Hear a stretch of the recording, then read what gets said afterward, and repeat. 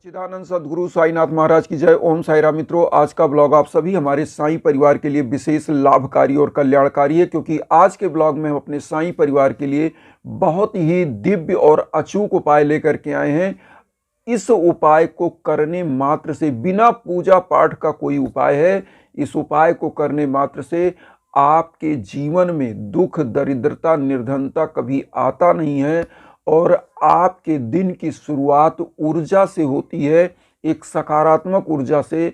जो भी लक्ष्य को लेकर आप चल रहे हैं, इस उपाय को जिस दिन आप निरंतर शुरू कर देते हैं, उसी दिन से आपके हर कार्य क्षेत्र में आपको सफलता प्राप्त होने लगती है और आपके घर का वातावरण आपको पॉजिटिव लगने लगता है और हर क्षेत्र में आपको सफलताएं मिलती हैं।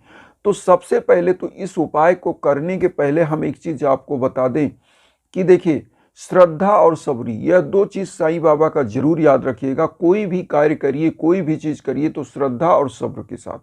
तो करना क्या है, जब आप बिस्तर पर सोए होते हैं और आप सोचते हैं कि मैं बिस्तर से उठने से पहले किसका चेहरा देखूं, किसका मुंह देखूं, क्या कार्य करूं, क्या चीज बोलूं कि हमारा दिन का शुरुआत अच्छा हो और जो हमारा लक्ष्य है वह हमें मिल सके, धन की प्राप्ति हो सके, सरस्वती की प्राप्ति हो सके और हमारे कार्य क्षेत्र में सफलता मिल सके और कोई भी रोग दोष कलेश विकार जीवन में ना आए।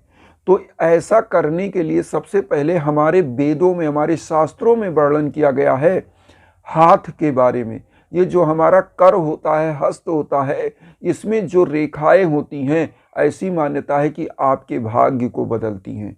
तो करना क्या होता है, सबसे पहले शास्त्रों में बताया गया है कि इसमें ब्रह्मा, विष्णु, महेश, लक्ष्मी, सरस्वती सब निवास करती हैं आपके हाथों में, क्योंकि जो पुरुषार्थ होता है इसी हाथों से होता है। इसी से आप कोई चीज़ निर्माण करते हो, कोई चीज़ विध्वंस करते हो, कोई चीज़ प्राप्त करते हो।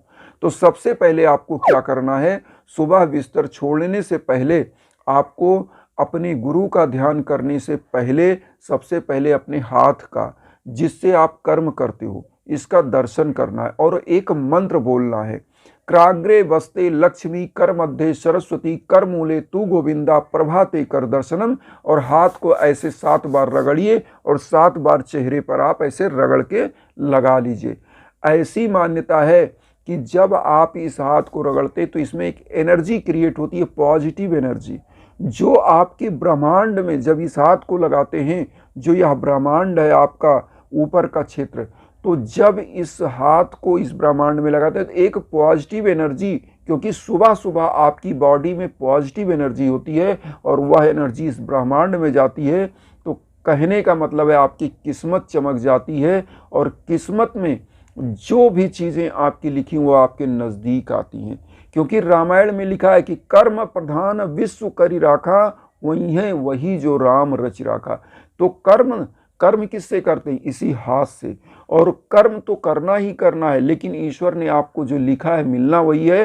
तो जब आप इस कार्य क्षेत्र, जो कर्म जिससे करते हो इस हाथ से, तो इसको जब आप अपने ब्रह्मांड पर लगाते हो तो एक पॉजिटिव एनर्जी आपकी तरफ आती है।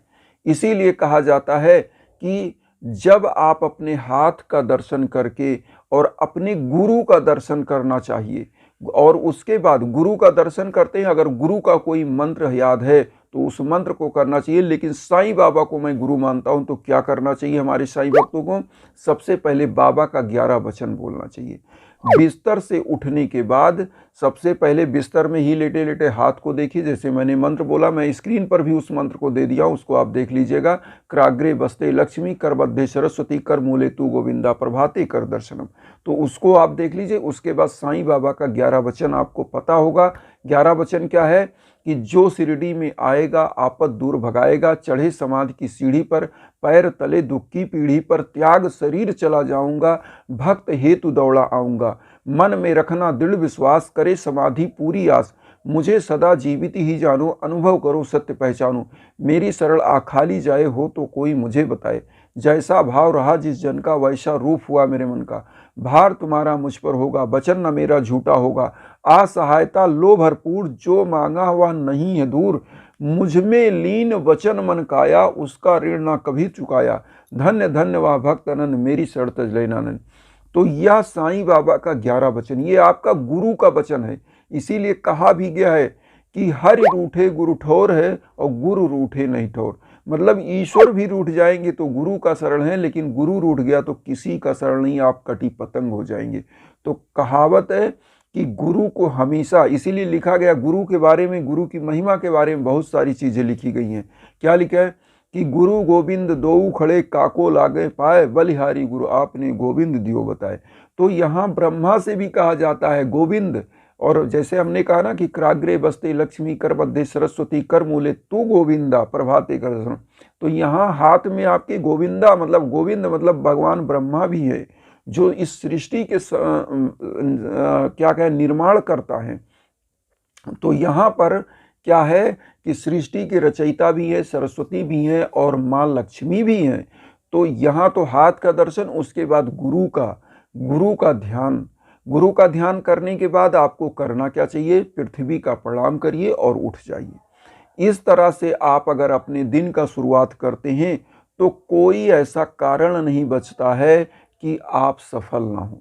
सफलता आपके कदम चूमेगी, लेकिन हमेशा एक चीज याद रखिए, अपने गुरु को, अपने गुरु की चीजों को, जो उन्होंने आपको ज्ञान दिया, जैसे बहुत सारे लोग हैं साई सच्चरित्र पढ़ते हैं, किताब की तरह पढ़ा और उसके बाद उसको कहीं कोने में रख दिया।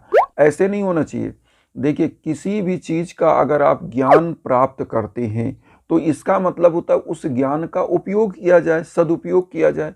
जब उस ज्ञान को कूड़े करकट की तरह आप भर लेंगे कि उस ज्ञान का कोई उपयोग ही नहीं है, टूटी फूटी वस्तु की तरह आप डाल लिए अंदर कि उसका कोई यूज नहीं है, तो ऐसे ज्ञान को लेने का कोई मतलब ही नहीं है।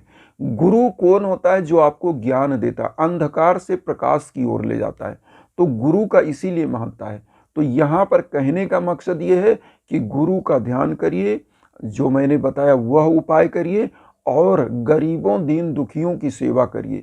इससे क्या होता है, साईं बाबा अति प्रसन्न होते हैं। क्योंकि हमारे साईं सच्चरित्र का अगर मूल कुछ है तो यज्ञ याजन हवन पूजन दान दक्षिणा ही इसका मूल उद्देश्य है कि आप अपने धर्म की तरफ जाएं, गरीबों दीन दुखियों की सेवा करें, उनकी उदर पूर्ति करें।